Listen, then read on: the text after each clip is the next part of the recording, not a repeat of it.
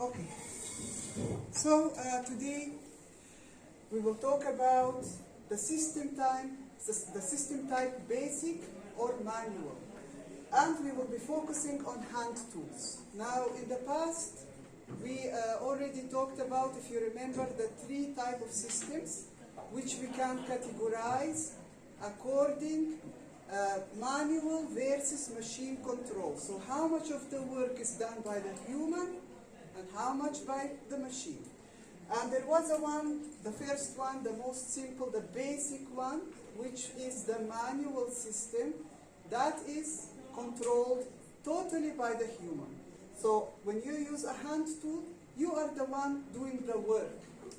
The tool does not help you because it's not powered. Okay, there is no power to help you. So today we will focus on the basic, the manual systems, and especially focusing on hand tools and what is important to consider in their design. Okay? Now, if you look at all of these here examples, they are all hand tools, basic systems. If you look at them carefully, you will see that each one is designed in a different way. It has a different shape. Okay? Each tool has a different shape. There is a reason for that, because each tool performs a different function. So this tool is different than this tool. The function that it was designed for is different. This tool is not the same like this tool. So each tool performs a different function. This function will influence the shape of the tool.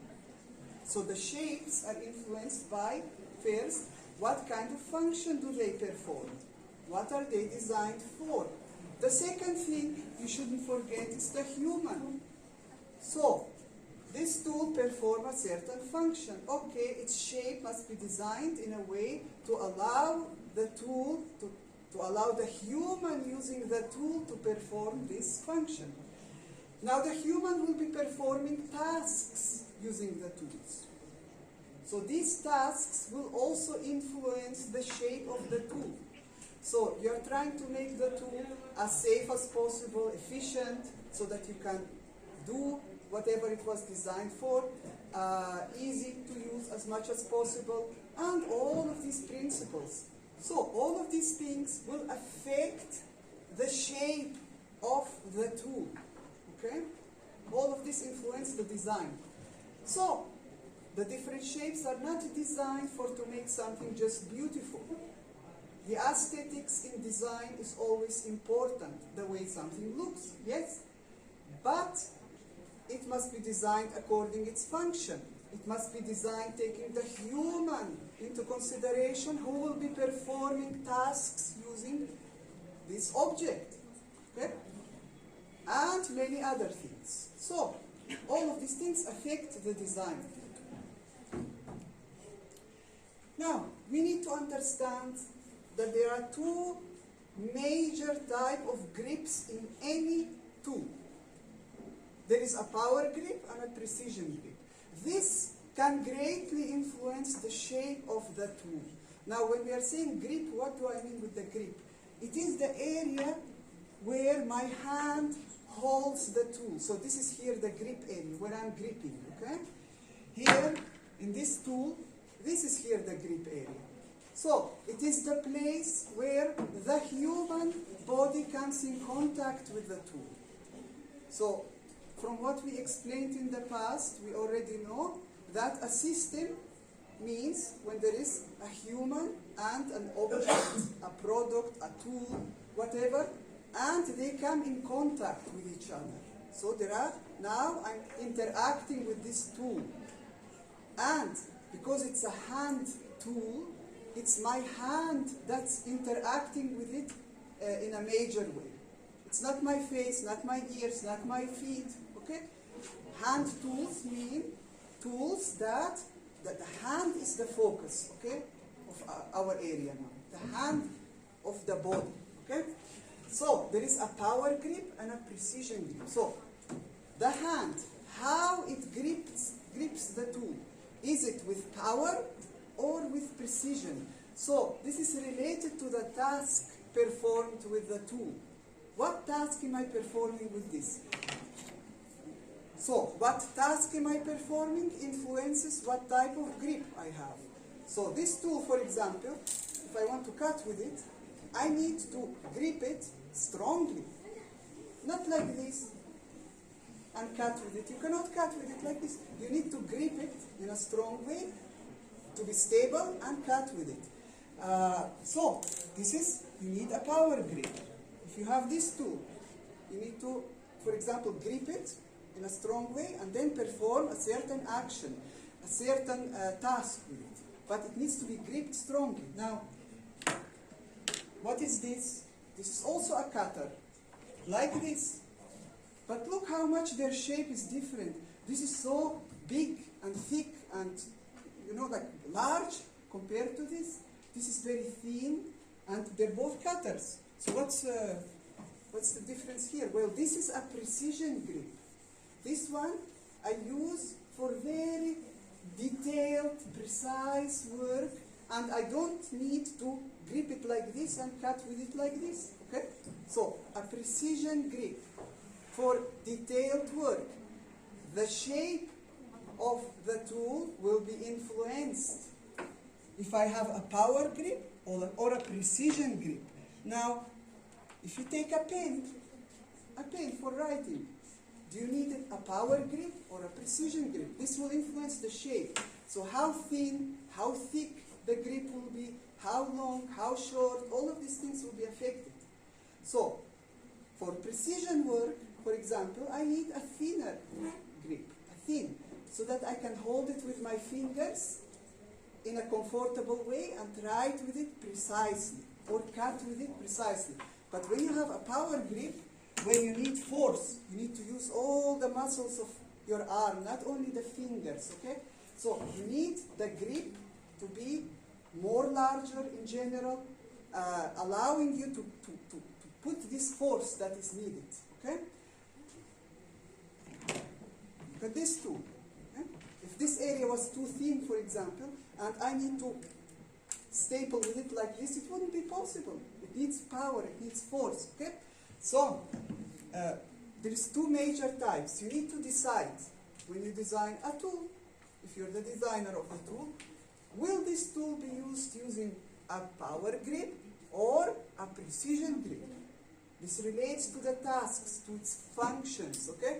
So this needs to be decided, because this will influence what? The shape of the handle, especially, of the place where you grip it, the handle.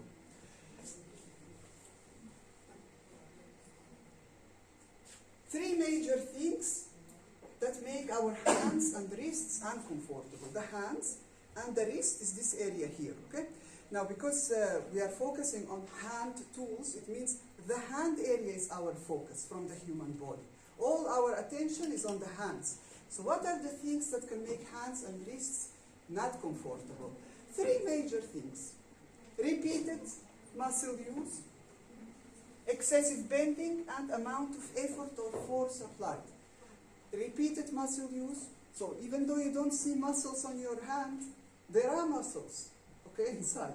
So for example, if I use this scissor repeatedly, all hours and hours and hours, in the end you will start feeling pain. Okay, so the more repeated muscle use you have, this can make the hand uncomfortable after a period of time. Excessive bending. If you have to bend your wrist or your hand in a way that is not natural, this can also create injuries or pain in the hand area. And the amount of effort or force. So how much force you apply and for what time period, this can influence also how much the hand or the wrist can get affected in a negative way. Now, if you have these three together in a tool, like for example, having to use it repeatedly, having to bend your wrist, having to use a lot of force, this will create a very unsafe situation for the human hand. So why is this important for us to know? Because we can, through the design of the tool, reduce this. So for example, the way I shape, the shape of the tool is very important. Actually, the shape of any design. But we are talking about tools now, so I'm focusing my discussion on tools. So we can shape it in a way so that to help us to reduce any negative effect of the tool. And if you design it in a wrong way, this can create more negative situations. Like if you remember in the first or second lecture when we discussed the scissor and how the first scissor was kind of modified to the grip area to make it more comfortable. And we used to say that, we explained that the first scissors like 100 years ago were all metal. So the grip, like you are not free to use plastic to shape it in a way to fit your hand better. So the shape of the handle influenced how the hands got injured with repeated use. So the shape of something is very important to either make it not comfortable or comfortable, safe or not safe. Okay? Now this is what we explained. So a combination of all of these high forces, repetitive movements, awkward or extreme the joint positions that are not natural can increase the likelihood of injuries to the arm and the hands. Now, the injury can happen quickly, like suddenly something happened, okay? Or over a period of time. So for example, if daily you use this tool, then over a period of time, you can see the negative effects happening.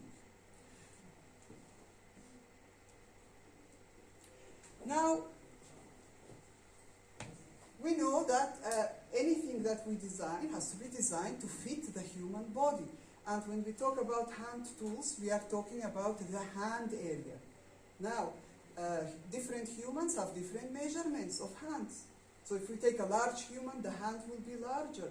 The small, short human, also the hands will be smaller. So it needs to be clear, again, who is our target group of people? What is the percentile? So it's not just enough to say, okay, I'm designing for men of this age, or women of this age, or children, or no. You need to know the percentile. Okay, females, what? The small ones, the average, the larger ones. About males, also the same thing, so they are divided into three. You need to know for who is the target group of people. Now, the problem with tools, and actually many designs, is that you are designing for females and males and a large age group. It's like this pen. For whom is it designed for? What is the target group of people measurements? Now, everybody is using pens. Small people, large people, female, male, everybody of large age group. So it must fit everybody comfortably. Not this to be too thick for my hand or too thin, or so. So this needs to be very carefully decided. Now with tools, especially with tools where you have force to apply and this kind of stuff, it's problematic sometimes because most of them are focused on men. So because most of males are using tools, not that females don't use it, but less as a percentage. So most of the designs of the tools are focused on the male hand measurements, okay? The average most of the time, so that it can, okay, it fits females as well, but the male hand is bigger, it should be more comfortable for them. So there is a bit of a bias here.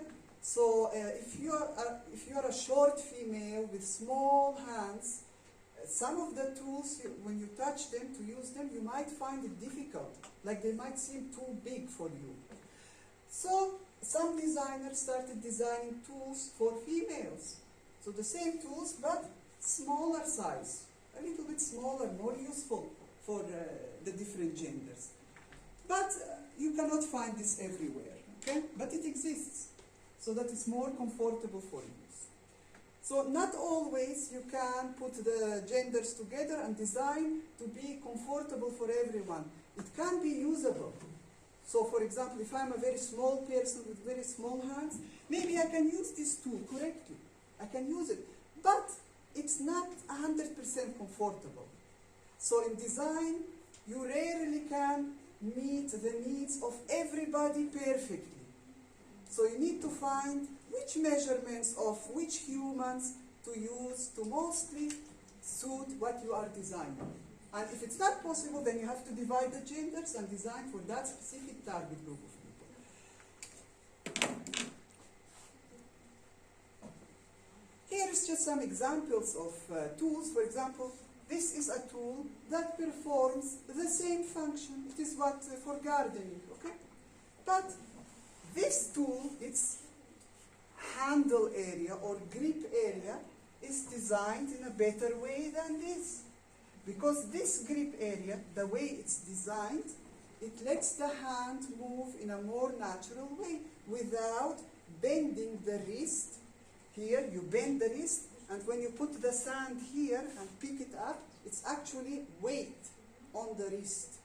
And if you now this is a small hand, a small shovel, but sometimes there are big shovels with a lot of weight. So if you use this repetitively many times, it can affect the wrist area. Yes. So the way you design the handle is very important, as we said, to keep the hand as comfortable as possible, in as much as possible natural position, and to reduce the weight and the force that is applied. So, like this, I can carry more weight than to bend my wrist and to carry the weight, okay? Here, the same thing. So, we have different shapes of tools, and some of them are easier and safer to use, more comfortable, and others are less. Now, you cannot always look at a picture and say, okay, this is the better design, or this is the better design. Usually designers make, for example, if I'm designing the handle, I will make several designs of this, like a model. Not highly accurate, but a sketch model, out of foam, out of another material, and then I will actually touch it. Okay, is it comfortable? Does it have, so testing, usability, testing, done before I actually agree on a design. Okay, so some things you need to test. You cannot just have a drawing and decide this is the better one. You need to make it, to test it, to feel it, to give it to users, and then decide, okay, this is the best design. And we explained in the past usability testing a little bit about it. So, again, more examples. Sometimes you have tools that you need to use both hands. So if you design it for one hand, it could be difficult to use. Like you need to apply a lot of force with one hand. Also stability. Maybe if I have to apply too much force, it's not that stable. But if I use two hands, it's more easy, the force is less. So it depends on what is the tool, what is its function, how much force you need to apply. Then you decide, is it okay for one hand, or do I need to use two hands? Okay? So to make the task easier to play. Sometimes, look, this tool and this tool, they're the same. But look at the design of the handles again. So do it like this, do it or like this, or in a different shape. Every shape affects how it's going to be used. Some shapes are very bad designs. Some shapes are better designs. They can make the tasks easier and safer and more comfortable to perform. So, this tool again, the same as this tool, but different shapes, different designs of the area where the body comes in contact with the tool, where there are the touching points. Okay? Now, this is just an example of the anthropometric measurements of the hand. Of course, you will find much better examples in the book and in other places. This is just as an example. If you are designing a hand tool, it means a tool for the hand. It means your anthropometric measurements that you will select for the target group of people have to be focused on the hand. So for example, I don't need to know the height of the person or the target group of people. I don't need it. I need to know the hand measurements, everything about the hand, the length of the fingers, the thickness of the fingers, everything about the hand. And in anthropometric books, you will find specific body parts and measurements for them, okay, in detail. Again, you have the 5th percentile, the average, the 95th, and for male and for female measurements. Again, be careful what is going to be selected in a project, okay? So, all the hand tools that are designed must in a way fit the geometry of the hand. When we say the geometry of the hand, we mean the entire hand with the wrist. It's like you cannot design something just by taking into consideration the length of the fingers, for example, or the length and width of the hand. That's not enough. Every detail must be taken into consideration. And then, what is the function of this tool? Is it going to be a power grip or a precision grip? And all the things that we discussed today must be taken into consideration to make the right design decisions. Okay? Now here are just some examples of what is recommended. You will find a lot more recommendations in specified places for hand tools in ergonomics. Now, recommended handle length. This is the handle where the hand comes in contact with the tool. Is, for example, this recommended handle diameter, this much. But you must ask yourself, okay, but who is the target group of people targeted here? Maybe it's the males only. So you need to check what are the measurements of the males, of the females, of the small, of the large sizes, and decide, okay, maybe I need to change these numbers to make it more comfortable. Don't just use information. Okay, I see this information, okay, I will apply it in my design. Okay, but who am I targeting? Who is my target group of people? What is their measurements? I have to check myself and decide, okay?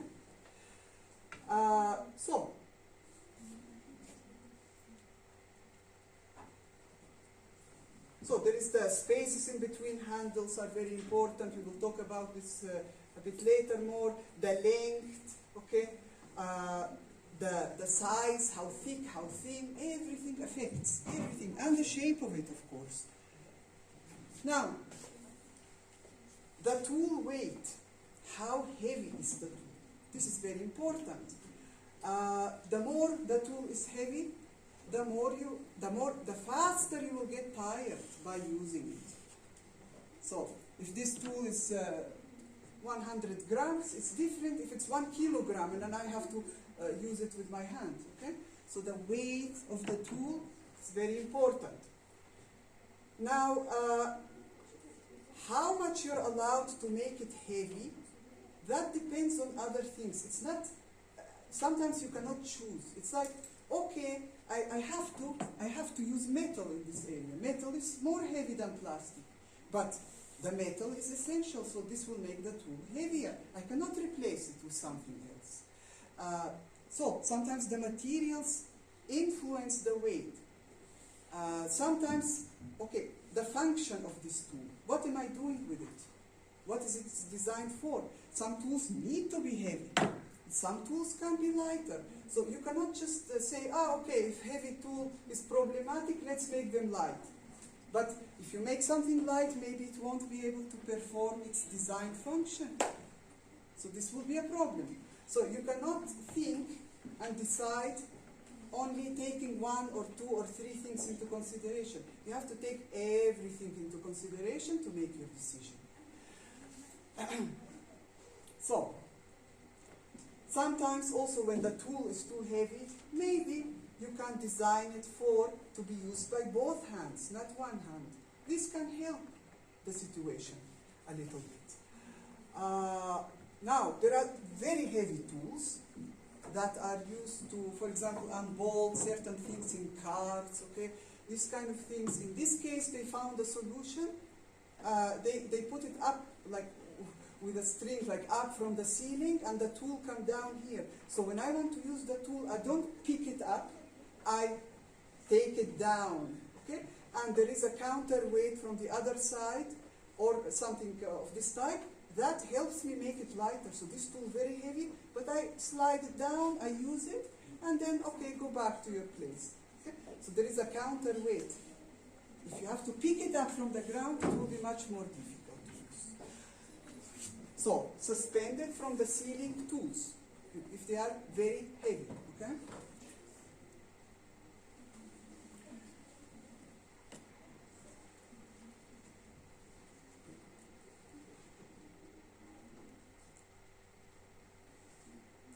So this is basically what we discussed here. Yeah, so these are, for example, the suspended from the ceiling, like if the tool is extremely heavy, to use it. Usually, these type of tools are not hand tools. They are usually powered tools, okay? With the power, with everything, and very heavy, okay? But our discussion is mainly focused on the simple hand tools, okay? Not the powered ones. Okay, now, now let's focus on exactly the physical characteristics important in the design of handles of certain tools. Okay, so we have, even though we discussed now a few things, it was more general, but now physical characteristics that are very important to always consider. For example, the diameter. Diameter of what? Everything have a diameter. So this diameter, how much? It's a circular cross section. It's like 1 centimeter. Should I make it 1, 2, 3, 4? What is the diameter? Look at this one.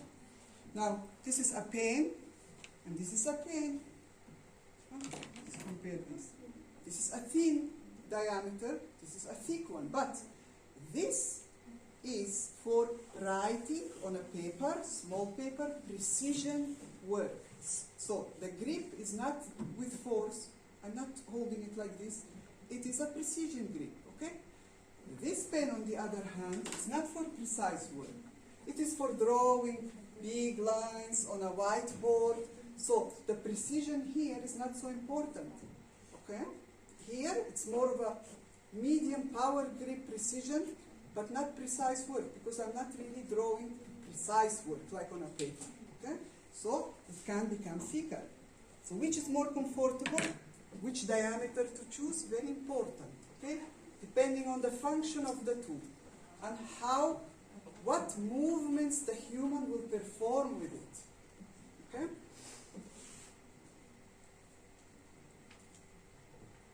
Yeah, so basically what I explained here is explained the same way. So the recommended diameter for a power grip is about 40 to 45 millimeters, so 4 centimeters, 4.5, when you need to have power while using the tool.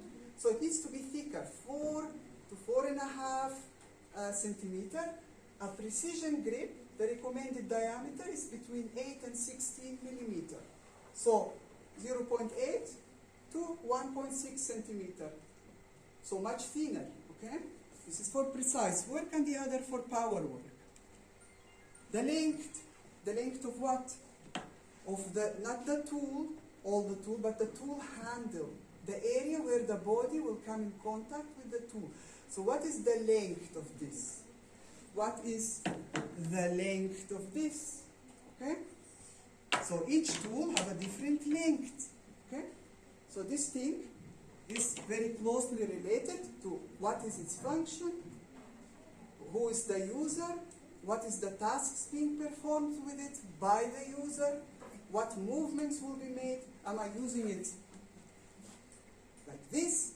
Am I using it like this? Am I using it like this, for example? So the movements can also influence the design.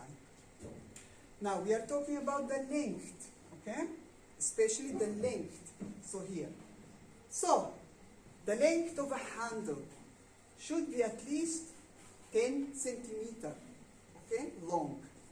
So a handle should be around 10 centimeter long. So that's why the end of the handle does not finish in the palm of the hand. Now, this is especially true of power grips. Now look at this tool. If I hold it in my hand, where does the handle end? It ends at the palm of my hand. This is the palm end. Okay? Now here, you might say, oh, okay, this is a mistake in the design. But no, it's not a mistake, because you are forgetting how this tool will be used and for what type of tasks. Now this is a screwdriver, okay? You might say, okay, this ends here at the palm of the hand. With too much pressure, it can create problems. Yes, but this particular tool, this particular screwdriver is designed for precision work. It's like only for small things, like if I want to open my computer, for small things, not for big products. So these objects here are very, very small. So the way I'm using this, it's not really with power. There's no power, no. It is precision work. So if this ends at the palm of my hand, no problem here. But if I have to use it with power, and this keeps hitting the palm of my hand, then we have a problem. Then we need to make it longer so that it gets out of the palm, okay? Because this can create a lot of issues here.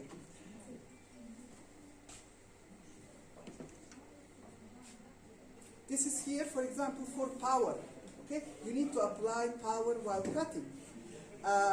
Look at the end of this grip. Where does it end? It ends at this area. This area have a bone behind it. So if this area is affected, it's less damaging than here in the palm of the hand. Okay? It's more stable. It has a lot of bone here. So it is much safer to have this length than to make it short, because it needs power, this one. Separation between the handles. Some tools have separation. So this tool is to be used for cutting in this way. Okay? So, okay, if you're the designer of this, why this separation of this amount? Why not like this? Or why not less, much less, like this? Well, because if you make a mistake with the separation, the initial separation of the tool in its resting position, then you will affect the power that can be applied. So, this is directly related to the hand measurements. So, with this measurement, I have the most power, okay? It fits my hand with the most possible power. But if it's starting like this, and I have to wrap my hand around it like this and start, I have much less power. The same thing, if it's very little the space, also you need to apply much more power to do the job. So what's the problem? You are making it more harder to perform the tasks. It's not comfortable. So that's a problem, okay? So the separation between handles is very important.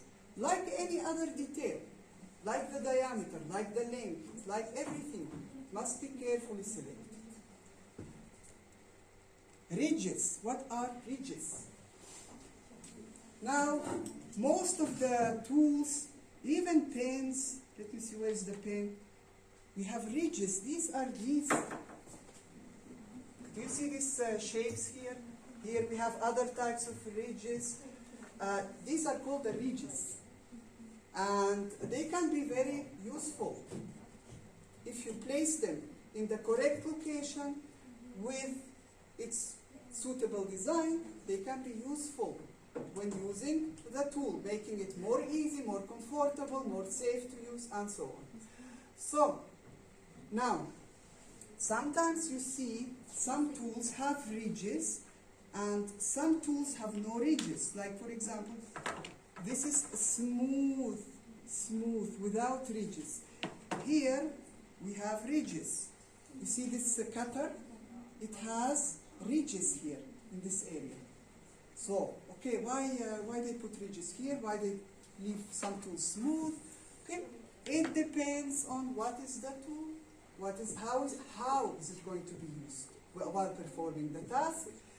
So, for example, a smooth handle, a smooth one, without ridges, is best when it is larger. So if it's bigger, for example, and it fits perfectly in the hand, sometimes you can leave out the ridges. But if it's smaller and you need to apply force, you need to have ridges to stop you from slipping, like your hand might slip, okay? So that's not a good idea. So, this one, for example, this tool, as I said, it is not used for power use. It is actually a screwdriver where you use as precision.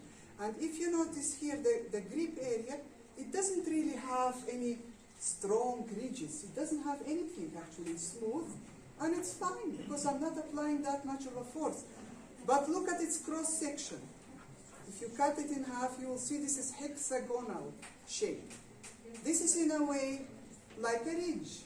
So the hexagonal shape prevents my fingers from slipping as I rotate it. You need to focus with me, people, because these details, all of these details, you need to talk about them in the assignment, all of them. So if you don't take them into consideration, some of you, it will affect. So the explanation important so you understand. So here there are no visible ridges, but the shape of the handle acts as a ridge. So if this was just a round one, it will be more difficult to stabilize in the hand. Look at the pen. Even the pen, just a simple pen or a pencil. Look at this pencil. When you cut it through, what do you see? A hexagonal shape. Okay, what's the problem if it's round? Well, it can slip more easily if it's round.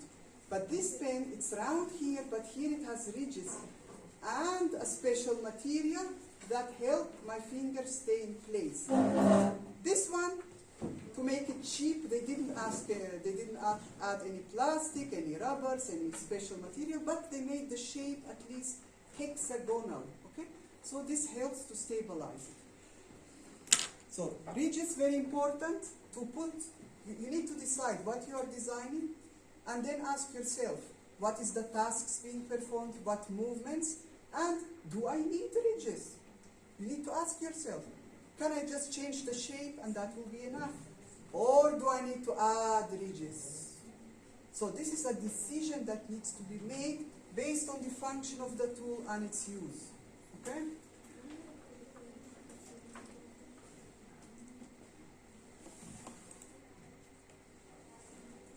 Indentations. Now these are different than the ridges. The indentations are basically, look at this, for example, this area here, that are shaped according to the shape of the fingers. Now I have this tool. This has indentations here. The other one, this one, is also a cutter. So both of them perform what? The same function. Totally the same function.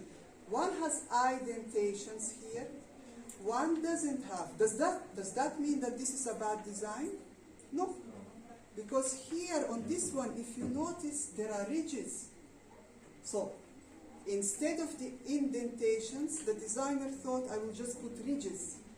It's part of the same material, it makes it cheaper, and as long as the safety is not affected, maybe this is the better solution.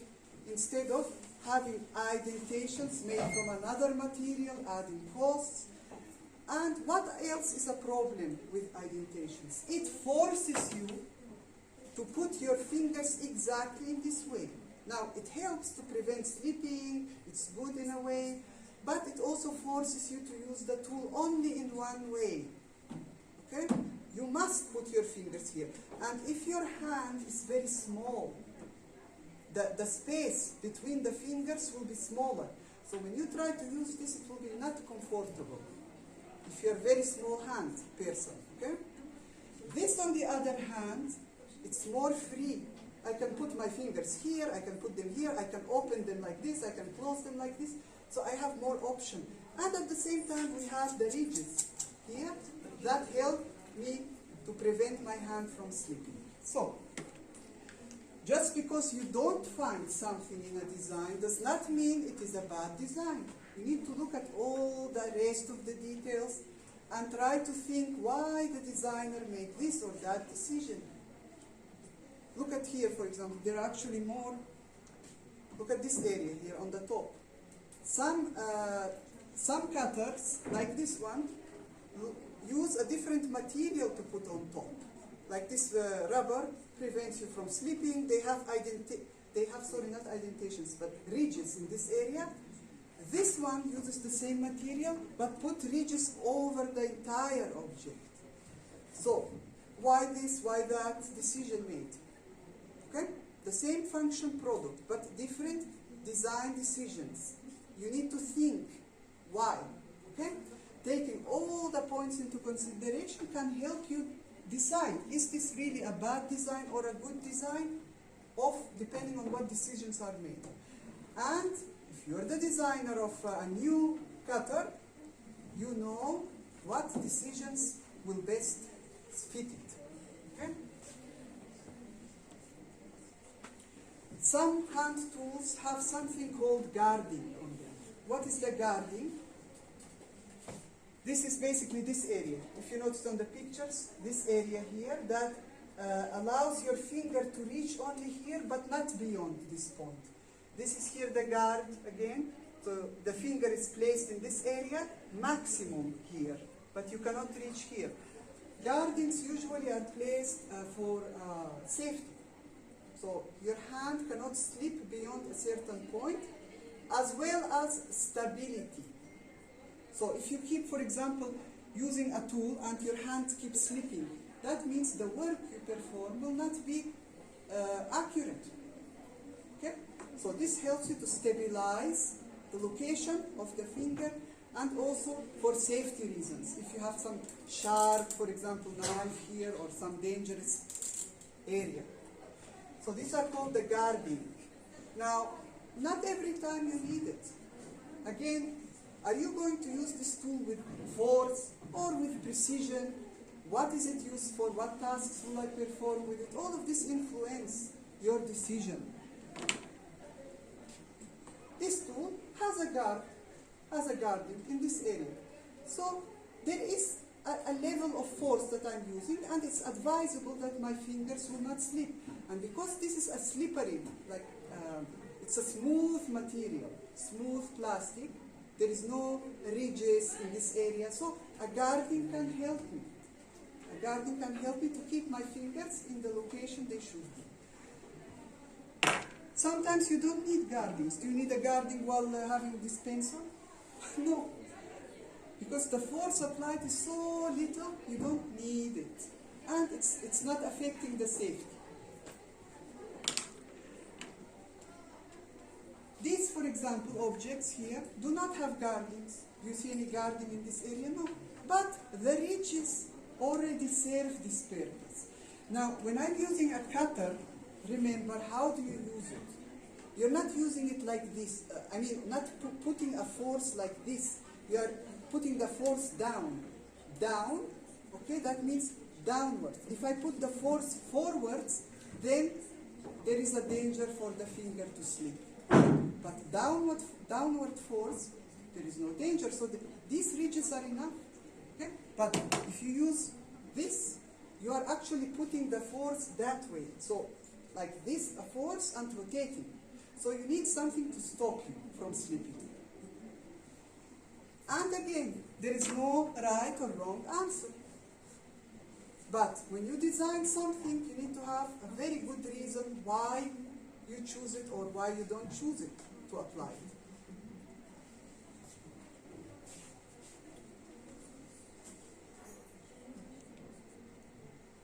The materials and the textures of the handles of the tools.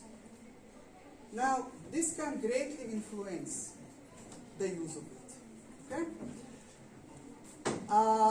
If you choose the wrong material and the wrong texture, This can make the use and safety and everything about the tool not so good. So here, for example, there is a lot of materials.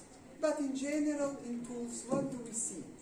We see plastics, we see rubber, and we see all kinds of ridges added to this material. The textures, for example, this is a plastic material, but with a certain texture. For what? Again, to prevent slipping most of the time, okay? So this is the main reason for adding a texture to a material instead of leaving it smooth, okay? It's the slipping that's important here. Especially when force needs to be applied. If you don't apply force and you leave it smooth, that's fine in general, okay? But when you have a force, then the texture can help. So, texture trouble handles can, for example, provide a good grip, reduce the effort. So the texture can make it more easy for you to use a tool. So if it's slippery, I have to put more force, more effort. But if something stops my hand and the grip is good, I don't use that much effort. So that is ergonomically a better design. And of course, prevent it from slipping. Now, here we continue with the materials and the textures. The material generally chosen for hand tools must be non-porous. What does this mean? Some materials are of a type, if you look at it under a magnifying glass, it has small holes in it. This material with use, like if you use this many times, the dirt, the sweat from your hands start going inside the material. It becomes very difficult to clean. It becomes not safe because it will start bacteria, viruses and so on, getting accumulated and you cannot clean it. So it's advisable to use non-porous material, okay? That will not soak up and retain oil and other dirt. Now, electrical and heat isolation is a must. Like for example, these are all, what are these? But they are also hand tools actually. Even this is a pan, okay? It's used by the hand. It has a grip area. This one have a grip area. This one have a grip area. Now, heat and electrical isolation. So this pan will be put on heat. Now, this is here all metal. There is no heat isolation. So if you touch it by accident, you will get burned. Okay, does that mean that this is a wrong design?